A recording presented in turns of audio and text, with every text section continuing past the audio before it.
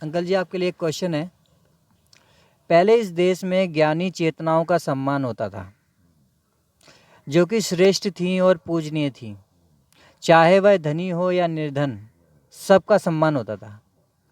वर्तमान में केवल धनवान बनकर, पंडित बनकर दूसरे किसी भी तरह का धन इकट्ठा करने वाले लोग हैं, सिर्फ उन्हीं का ही सम्मान हो रहा है। अब एक शेर है, न फलक कोई तारा न जमी पर जुगनू, जो किरण नूर की है मात हुई जाती है। यो रिशो जुल्मते जुल्मात हुई है इतनी, क्या हमेशा के लिए रात हुई जाती है।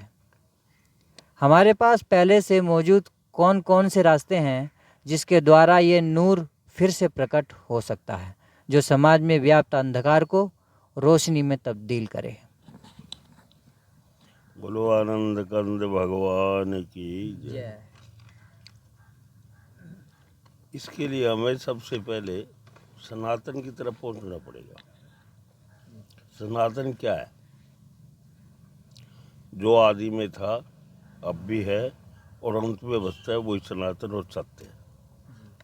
इससे अज्ञान मिटता है, और अज्ञान मिटता ही नहीं, ज्ञान उजागर होता है। ज्ञान किसी को दिया नहीं जाता, किसी की बापोती नहीं है। ज्ञान सारे ब्रह्मांड में व्यापक है। ज्ञान परमात्मा का स्वरूप है, निज स्वरूप। अज्ञान ऊपर से आया हुआ अंधकार है, जो आप अंधकार की बात करते हैं। इस अंधकार को मिटाने के लिए एक गुरु की आवश्यकता पड़ती है। चाहे उसमें हमारा शास्त्र लो, शास्त्र अकेले समझ नहीं पाओगे, किसी शास्त्र अच्छे गुरु की तलाश करनी पड़ती है। और वो जब आप तलाश करोगे, ब्रह्मांड में सब कुछ व्यापक है। जैसे मीरा को अज्ञान मिटाने के लिए वो भागी फिरती थी, अज्ञान मिटाने के लिए उसको ज्ञान रूप के लिए परमात्मा ने प्रेरित किया आगे सपने में, और उनको ज्ञान रूप में गुरु दिया, और गुरु ने उसको एकाकार कर दिया, पर उसका मीरा का भटकना बंद कर दिया। गोपियाँ भटकती रही अज्ञान में, अज्ञान के कारण मोहवश भटकती रही, और वो रोती रही, बिलखती रही। उनका अज्ञान दूर नहीं हुआ, भगवान भी नहीं कर सके, उद्धव भी नहीं कर सके। और जबकि वो पार्षद थी भगवान की, साथ में लीला में आई थी, पर भगवान तो अपनी लीला से परे से अपने आप को जानते थे। गोपियाँ नहीं जान पाती थी, वो अपने आप को जान नहीं पाई, इसलिए वो भटकती रही। अगर वो अपने आप को जान जाती तो परमात्मा से अपने को अभिन्न समझती। तो अभी जो जैसे मीरा जी हैं, तो वो उनको परमात्मा मिला कि नहीं मिला? परमात्मा मिला, मिला तो पहले ही से ही था। उसने तो खाली उनका अज्ञान दूर किया कि तुझे ये भ्रम था कि परमात्मा मुझसे कहीं अलग है। तो रैदास थे ना उनके गुरु, गुरु रैदास, सदगुरु रैदास। तो रैदास जी से मिलने से पहले उनकी स्थिति क्या थी और मिलने के बाद क्या थी? मिलने से पहले वो भगवान कृष्ण को याद करती थी, बुलाती थी। चाहे जैसा भी उसने बढ़ाया, आज भी कोई बढ़ा के देख ले, जिस भी तरह का भगवान बनाना चाहेगा वो सपने में वैसे आपको नजर आ जाएगा। यह आपके अंदर का भगवान है, धारणा है। और जब भगवान कृष्ण ने कहा तो मुझे तंग करती है, बुलाती है, तो तुझे चाहिए क्या? कि मैं सिर्फ आपको ही चाहती हूँ, क्या मेरे को चाहती हो ना, तो मेरे अंदर ही समा जाओ। उसके लिए उन्होंने क्या गुरु का इंतजाम करना पड़ेगा। मतलब गुरु की इम्पोर्टेंस बहुत ज़्यादा है।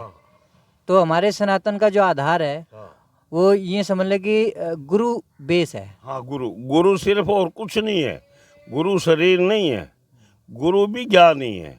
वो अज्ञान को दूर कर देगा, गुरु अपने समान कर लेता है। गुरु और शिष्य में भेद नहीं रहता। ये ही टोटल अध्यात्म है, अपने जैसा ही बना लेता है। ऐसे ही ब्रह्म के अंदर जो ब्रह्माकार वृत्ति बढ़ेगी, जब अपने आप को ब्रह्म जान जाएगा तो फिर ब्रह्माकार वृत्ति हो जाएगी। अज्ञान खत्म है, उसका ज्ञान में उजागर हो गया। फिर तो ये लीला करेगा, जैसे शरीर की व्यवहारिक लीला थी, वो भी व्यवहारिक लीला आप भी करो और भी करें, बड़े प्यार से करो। जैसा रोल दिया है लीला के अंदर वैसा करिए। जैसा भी रोल आपको परमात्मा करवाता है, प्रकृति करवाती है, वैसा रोल करिए। रोल में आप कुछ नहीं करता, आप करता नहीं हो, करता हो उसमें काल ही है। काल ने सारा रोल करवाया हुआ है। परमात्मा ही करता है। हाँ, काल से कालातीत अलग अलग है। वो कालातीत अलग है, वो भी काल भी उन्हीं के अधीन होकर कार्य करता है सारा। अच्छा अंकल जी, जो गुरु की हम खोज करते हैं ना, तो गुरु का अमीर होना, पैसे वाला होना, ये मैटर करता है क्या? नहीं नहीं नहीं नहीं, गुरु का अमीर होना मैटर नहीं करता। गुरु का अपनी आत्मा से जुड़ाव कितना, उसका ज्ञान मैटर करता है। जैसे स्वामी विवेकानंद को हुआ था, स्वामी रामकृष्ण परमहंस के पास गए थे, उन्होंने क्या कि कौन, उन्होंने क्या कि मैं यही जानना चाहता हूँ कि मैं कौन हूँ। तो बस इतनी ही बात है, वो समझ के गुरु सही है।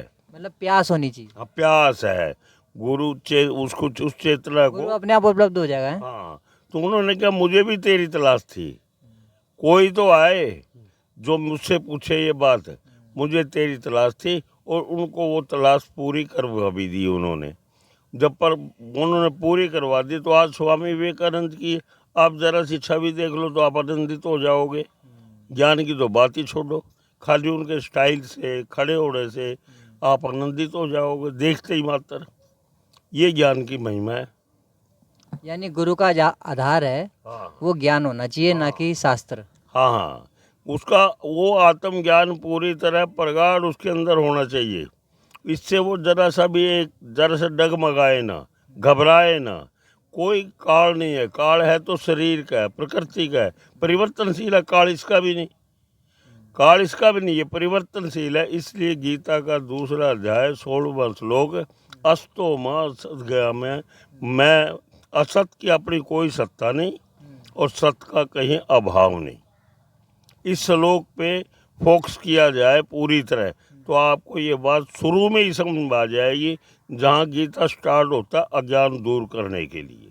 मतलब ये कि ज्ञान कहीं भी किसी को भी प्राप्त हो सकता है, चाहे वो अमेरिका की ज़मीन हो, चाहे भारत की हो, हाँ चाहे अरब हो, चाहे चाइना हो, कहीं भी हो, ज्ञानी हर जगह मिल जाएंगे। हाँ, ज्ञान नहीं तो सब जगह मिलेगा, क्योंकि परमात्मा ज्ञान स्वरूप है, सब जगह है। अच्छा, इस्लाम में एक टर्म यूज़ होती है कि भाई जो पैगंबर है हाँ वो आखिरी है भाई, हाँ अब कोई नहीं आएगा। हाँ ऐसे कई बार गड़बड़ हुई है। हाँ अलग अलग समाज ने अपने अपने एक पंथ का पैगंबर स्थापित कर दिया और उसके बाद उन्होंने रोक लगा दी। हाँ जैसे आज जैन समाज है, हाँ उसमें जो गुरु हैं अब उसके आगे कोई गुरु आ नहीं सकता है ना। ऐसी सिख समाज है, उसका भी अलग है, वो भी रोक दिया गया है। ठीक है, ऐसे हर समाज में ज्ञान के ऊपर ताला लगा दिया एक तरह से। ठीक है, लेकिन फिर भी एक अवचेतन के हिसाब से अगर सोचा जाए तो फिर भी एक द्वार खुला हुआ है। जैसे सनातन धर्म में पूछते हैं कि कल की भगवान की एक इनकमिंग आने वाली है, ऐसी तुम्हारे जो जीसस क्राइस्ट का सेकंड कमिंग भी अंदाजा लगाया जा रहा है ना। ऐसे करके कुछ समाज में थोड़ा सा ओपनिंग डोर है, तो इसके बारे में कुछ बताओ।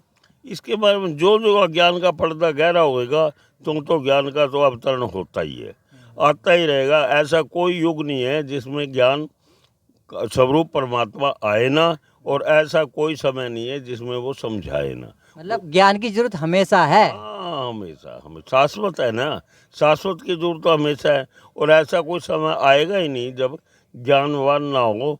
ज्ञानवान हर समय रहता है। यानी कोई भी जो डिग्री चल रही है ना, चाहे डॉक्टर की डिग्री हो, चाहे वो ये तुम्हारे सुप्रीम कोर्ट की डिग्री हो, कोई भी डिग्री हो, क्या इन डिग्रियों से भगवान का कोई संबंध है?